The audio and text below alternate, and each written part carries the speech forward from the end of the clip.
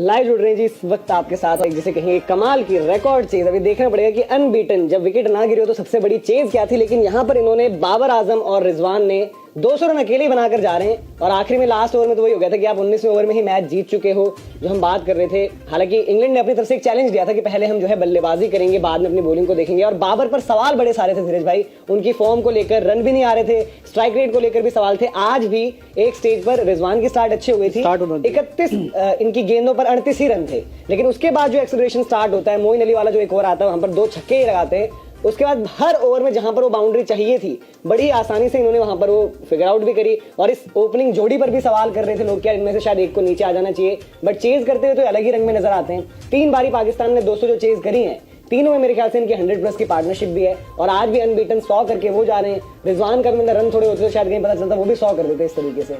क्या दूसरी 100 उनके, आई थिंक पहला 122 जो उन्होंने किया था अगेंस्ट साउथ अफ्रीका किया था, वो ये बात अलग है, अफ्रीका में किया था तब उनके पास ये कह सकते थे गेंदबाज उतने अच्छे थे, लेकिन आज अपने घर पे चेस कर रहे हो, ऊपर से जब आपका फॉर्म नीचे लगा था और सारी चीजें थी, सबने देखा कि एशिया कप में बाबर आजम का ये जरूर मैं मानूंगा स्टार्ट जो मिलनी थी या जो चाहिए थी वो रिजवान ने दी है, पर एंड उन्होंने जाके फिर उसको कैपिटलाइज किया और वहां पे रन्स बनाए। लेकिन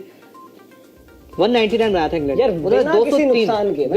सबसे बड़ी 10 विकेट यार, मतलब जीत 10 विकेट। देखो एलेक्स हेल्स को एक चांस मिला था मेरे ख्याल से, डॉसन की गेंद पर वो एक चांस बना था सर्कल पर, एलेक्स हेल्स पीछे जाते हुए, मतलब आज की डे एंड एज में वो कैचेस आप पकड़ते हैं, वो हुआ था एक थोड़ा सा बीच में थोड़ा सा मिस स्टंपिंग वाला हुआ था, वो भी डिफिकल्ट एक थी, बट वो भी आपको करनी चाहिए। उसके अलावा ये भी नहीं था कि बहुत ज्यादा जी चांसेस बन गए, मौके बन गए, बहुत ज्यादा उस तरीके से चीज देखी, लेकिन इन दोनों ने अकेले दम पर ही जो है मैच पूरा का पूरा खत्म ही कर दिया। और बीच में भी ऐसा मतलब कि आखिरी 5 ओवर्स तक भी जो रन्स और बॉल का फासला था उसमें लग रहा था कि एक विकेट, फिर एक चांस फिर से बना कि सैम करन थोड़े से आगे थे, बट वो उनकी गलती नहीं कि वो आगे क्यों खड़े हुए हैं। बट इन्होंने जिस तरीके से बल्लेबाजी करी वहां पर भैया जैसे इन्हें सक्सेस भी मिल रही है, जैसे हमने देखा अभी कि 10 ओवर तक जब बाबर की बैटिंग की अगर हम बात करें 31 पे 38 थे भैया उस टाइम पे। उसके बाद अगर आप कैपिटलाइज करके देखो वहां विकेट एक ओवर आता है उसमें 3 छक्के लगते हैं, उसमें रिजवान भी मारते हैं, 2 बाबर मारते हैं, जो मोइन अली का ही ओवर था, तो उसमें 13वें ओवर में जो उन्होंने लगाई है हिटें। लेकिन भाई अगर ऐसी तरीके से खेलना है फिर तो हम जो बात करते थे कि भाई शुरुआत में आपकी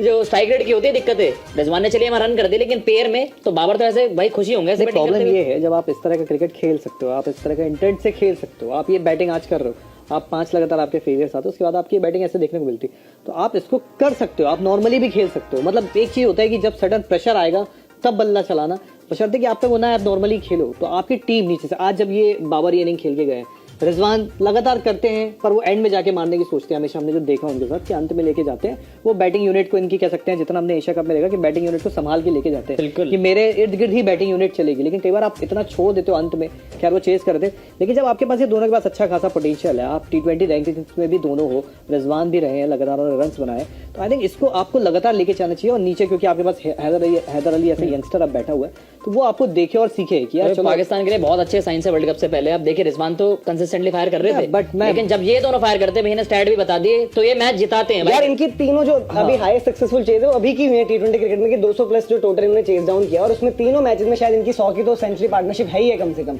वेस्ट इंडीज वाले मैच का तो स्कोर बोर्ड भी दिखा रहे थे अभी कुछ टाइम पहले, जो इससे पहले इनकी सबसे बड़ी चेज, अभी भी सबसे बड़ी तो वही है। फिर वो साउथ अफ्रीका वाला गेम हमें याद आता है, उसमें भी इन्होंने रन करे थे, और यहाँ पर भी। और चेज करते हुए ठीक है, आज भी जैसे 0 पर खत्म किया तो थोड़ा बहुत वो भी याद आ रहा था, 152 फॉर 0। तो चेज करते हुए क्या वही चीज है, टेम्पलेट वाली बात जो एक टाइम पर इंडियन क्रिकेट को प्रॉब्लम हुई थी कि यार पहले बैटिंग करते हुए आप 150-60 सेटल डाउन हो जाते हो, बाद में बैटिंग करते हुए आपको उस अकॉर्डिंगली जो सिचुएशन वाइज खेलना है उसका बेटर आइडिया है। वो तो मतलब ये तो बड़ी मतलब ठीक है, अपनी अपनी बात चल रही है। जिस दिन आपको चैंपियन बनना होगा उस दिन आपको ये दोनों आना चाहिए, अगर पहले बैटिंग नहीं। बट वही कह रहा हूँ कि क्या एक वही वाला सोच, क्योंकि आज तो देखो आस्किंग रेट जो चाहिए था, आज शायद शुरुआत भी, और आई थिंक पिछले मैच में दिखाई थी स्क्वायर कट से उनकी शुरुआत होती है रिजवान की भी। अब ये भी नहीं कि जी बिल्कुल ही बाहर बॉल दोगे तो बल्ला ही नहीं चला सकते उस पर, उन्होंने उस पर मारा। पिछली प्रेस कॉन्फ्रेंस पर जिस तरीके से सवाल भी हुए थे तो रिजवान ने बड़े इजीली एड्रेस भी करे थे कि भाई अगर मैं बाहर की बॉल जो आउटसाइड ऑफ में उसको फेंक सकता हूँ, मिड विकेट फाइन लेग इस तरफ मार सकता हूँ तो अलग चीज है, बट मैं उधर भी स्कोर कर दूंगा और वहां भी स्कोर किया। अब इस इनिंग से मैं बोलूंगा सबसे बड़ा प्रेशर इंडिया पे आ गया यार, ये तो चीज है, क्योंकि यार पहला मैच ये भी हारे, पहला मैच हम भी हारे, ठीक है, एक नॉर्मली था। पहला मैच जब हम जहां पे कैच हमारा अक्षर पटेल से छूटा, इनके शान मसूद ने छोड़ा था, तो ये भी मैच हारे थे वो भी। अब कल इंडिया भी बैटिंग करेगा, इंडिया पे भी सबसे बड़ा प्रेशर, जैसे ठीक है KL राहुल की बात होती है, बाबर आजम की बात होती है कि दोनों के पास वो है कि स्ट्राइक रेट और कि अपने रन क्या बनाते हैं, क्या कुछ चीजें, लेकिन आज वो वही तरीका था ना, 31 पर 38 नॉट आउट, फिर आप फिनिश जिस तरीके से कर रहे हो। लेकिन फिर यही है कि जिस प्रेशर में बाबर आजम थे कि उनके रन तो है ही नहीं बिल्कुल, पिछले 5-6 मैचेस में आप देखोगे रन नहीं है, पिछला मैच आप घर पर इंग्लैंड की जो हम ये बात करेंगे कि पूरी टीम नहीं है, उससे हार भी गए हो, फिर आज आपके सामने 200 वाला जो टोटल रहता है, भले जैसे साइकोलॉजिकली रहता है, बाद में आसान होता है, सब कुछ है, लेकिन उसके बाद जिस सिचुएशन में आकर और उस तरीके से एक्सेलरेट करते हुए जाना, और रिजवान का रोल ये बड़ा इंपॉर्टेंट रहता है कि वो आई थिंक एक ओवर में ऐसा हुआ था कि बहुत अच्छे रन नहीं आ रहे थे, शायद वो मेरे ख्याल से स्पिन का ही लास्ट ओवर था, क्या कुछ था मुझे एग्जैक्ट याद नहीं आ रहा, बट वो उस ओवर में रन नहीं आए, वो जाते हैं बाबर के पास, उनसे थोड़ा बताते हैं, मतलब मे भी ये कहोगे यार ठीक है इस ओवर में रन नहीं आए तो रिस्क मत लेना कि विकेट भी दे दो और रन भी नहीं आए, अगले में ट्राई कर लेते हैं। तो इनकी आपस की तालमेल तो अलग ही है। वो सेंचुरी पे जो रिजवान की सेलिब्रेशन थी,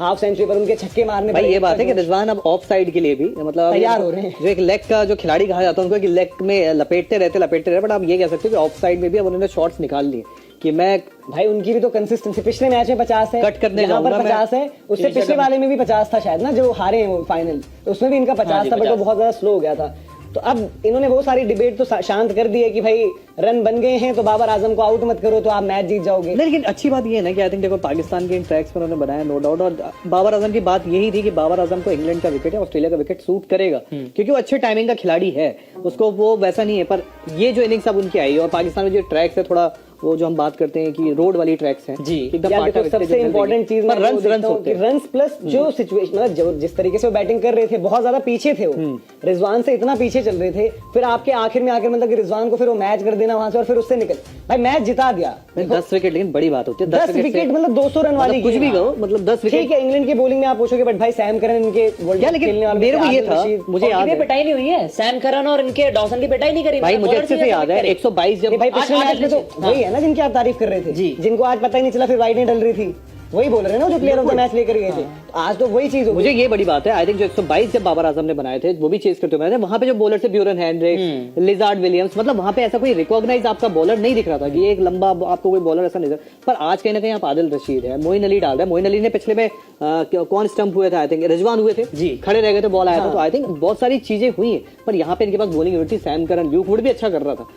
आज को भी उन्होंने अच्छा खेला, 3 में चौथे सुन के वहां से अच्छा, मतलब आपको आदिल रशीद को तो मतलब जिस तरीके से उन्होंने वो मारे छक्के पे छक्के कि रिस्ट स्पिनर को मार रहे हैं, टांग रख के रिजवान उस तरीके से जो मार रहे थे, फिर बाबर ने भी बाद में अटैक करने की कोशिश करी, तो वो तो ठीक है, सारी बातें सही है कि बाद में जो है बल्लेबाजी एक आसान होने वाली और कंडीशंस उसके तरीके से रहना, और इंग्लैंड ने शायद एज अ चैलेंज टाइप ही लिया होगा कि यार तैयारी बैटिंग जबरदस्त करी इन्होंने, जितना इनका कह सकते हैं क्रिटिसिज्म होता है, जहां पे इनकी चीजें क्रिटिसिज्म दोनों की होती है, रिजवान कई बार संभालते, बाबर का बहुत बुरा गया था Asia cup no doubt, but Babar ने जो आज इनिंग खेली, स्टार्ट अच्छा नहीं किया, एंड फिनिश अच्छा किया। भाई देखो सिंपल सी बात हो जाएगी, अगर आप आज भी अप्रिशिएट न करो एफर्ट्स और आज भी बोलो कि नहीं जी ये तो ऐसा हो गया और वैसा हो गया, ये है वो है, तो आप सब एक्सक्यूजेस दे रहे होंगे इस तरीके की भाई बैट्समैनशिप। और इनफैक्ट रिजवान की देखो, बाबर थोड़ा सा क्या था कि अंडर द स्कैनर स्क्रूटनी उन पर चल रही है, काफी अलग अलग बातें चल रही, तो उस सिचुएशन में आकर और स्टार्ट भी उतनी अच्छी नहीं थी, थोड़ा वो लग रहा था कि भाई किस तरीके से रिस्पॉन्ड करेंगे, तो रिजवान भी उनको पूरा काम करते रहे, उनको अपने रिस्क लेकर शॉट्स भी मारते रहे। बाबर की दूसरी सेंचुरी है ना ये, दूसरी साउथ अफ्रीका वाली शायद पहले थी और दूसरी, तो ये चीज है। लेकिन रिजवान भी आकाश अब जो कंसिस्टेंसी, अब तो खैर नंबर 1 पर वही है, अब बाबर भी रैंकिंग में वापस कर जाएंगे बाउंस बैक उधर भी, बट उनकी भी कंसिस्टेंसी यार, बावजूद इसके कि सबको पता है कि भाई अब आउटसाइड ऑफ इनको बॉल डालो, ये कर दो वो कर दो, फिर भी स्कोर करते जा रहे हैं। वर्ल्ड कप तक थी ये बात है, लेकिन इस साल जो उन्होंने इंप्रूवमेंट दिखाई और जैसे डायमेंशन बढ़ा देनी गेम की, तो हम बात भी कर रहे थे कि थोड़ा सा ऑन साइड ज्यादा ही ड्रिवन, क्या मतलब उनकी गेम ही ऐसा लगती थी कि ऑन साइड की ही है, लेकिन जब अब वो जिस तरीके से इनिंग पेस कर रहे हैं, या तो बॉलर्स के बाद उनके अगेंस्ट ऑप्शन नहीं दिखते, जिस कंसिस्टेंसी से रन बना रहे हैं, वे बैक टू बैक 2 साल हो जाने T20 क्रिकेट में इतनी कंसिस्टेंटली रन बनाना, तो वो अलग लेवल पे बताता कि भाई ये खिलाड़ी किस लेवल का प्लेयर बनता जा रहा है। इनकी वो 208 की चेज हुई थी तो 19वें ओवर में इन्होंने कर दी थी, और 158 की वहां पर पार्टनरशिप थी जी, 158 फॉर 1, मतलब कि वही, मतलब कि ये भाई एक, और एज एन ओपनिंग प्लेयर शायद इनकी 7 हो चुकी है मेरे ख्याल से सेंचुरी पार्टनरशिप, जो कि ऑलरेडी वो रिकॉर्ड बन चुका है। और फिर मैं वही देखो, जो हम एक डिस्कशन ये भी कर रहे थे यार, क्या इनकी ओपनिंग पार्टनरशिप को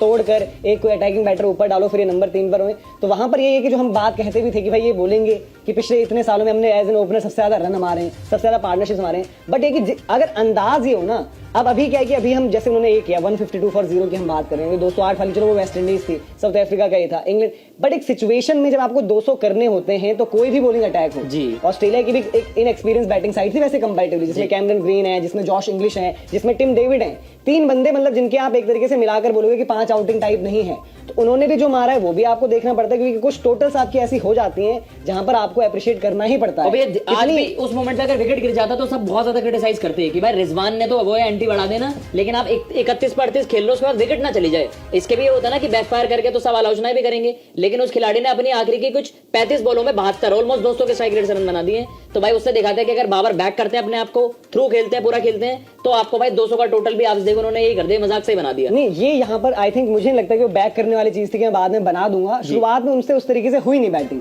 जो बैटिंग उन्होंने वो बाद में करी उस तरीके से पहले हुई नहीं उनसे बैटिंग। मतलब ये नहीं था कि मैं मेथड के तरीके से मैं अप्रोच कर रहा हूँ, हो सकता है मैं गलत हूँ, बट जो देखकर लग रहा था कि कोशिश हो रही थी, बट उस तरीके से वो गैप्स नहीं हिट हो रहे थे, उस तरीके से वो बाउंड्रीज नहीं आ रही थी बाद में, बल्कि जब वो सेट होकर आने भी लगी थी तो काफी बार ऐसा भी लगा उनको फ्रस्ट्रेशन शो हो रही थी कि मैं बढ़िया गैप में मार के चौका आ सकता था, या फिर सैम करन वाला जो हिट लगा गया वो हाथ पे लग गया तो टपना चाहिए था, 6 होना चाहिए था। बट ये कि वो वहां से उनकी जो एक वो भी एक कमबैक हुआ कि आप अगर उसको 2 हाफ्स में देखोगे कितनी डिलीवरीज उन्होंने फेस करी है, 66 करी है ना। आप 31 पहले की उठा लो, 31 पर 38 है और फिर 66 पर जो 110 हो रहा है, तो वहां से जब एक बार वो मोमेंटम पकड़ा, बल्कि टुवर्ड्स द एंड उनका जो 100 वाला था उस ओवर में 4 ही रन आए, उसमें शायद 2 डॉट बॉल हुई, फिर अब आई थिंक 2 या 3 डॉट हुई उस ओवर में, और तब जाकर वो उनका 100 लगा। तो उस तरीके से तो उन्होंने जबरदस्त वहां से वो कमबैक भी मजा आ गया। तो सीरीज भी इनकी एटलीस्ट बराबर हो गई, 1-1 से बराबर दोनों के हो गए,